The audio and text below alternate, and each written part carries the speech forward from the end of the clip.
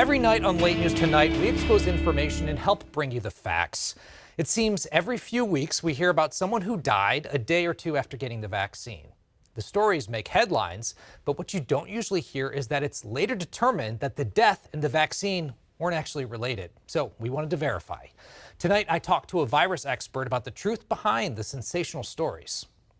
If you go out and you vaccinate 30 million people, which is what we're trying to do here, there are going to be things that happen to that 30 million people.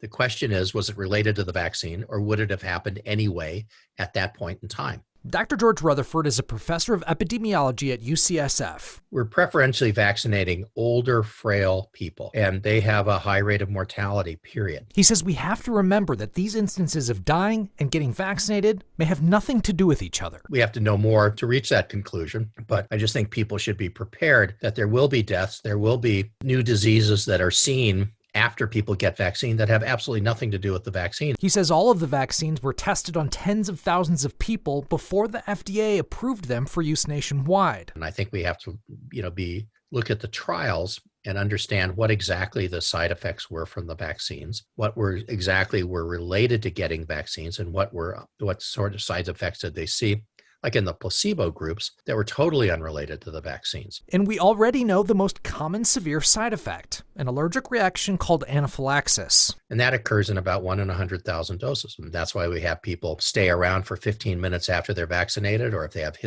complex histories of allergies, we have them stay around for a half an hour after vaccination, just so we can recognize anaphylaxis when it occurs. Dr. Rutherford said he wholeheartedly endorses the vaccine. I'd certainly encourage anyone to get vaccinated if you have a complex history of allergies, including anaphylaxis. Make sure that the people at the vaccine center know it. And I would probably, if you have that kind of history, I'd probably talk about it with your doctor and try and get vaccinated in the hospital rather than in a pharmacy where they're going to actually be a little bit more equipped to take care of you.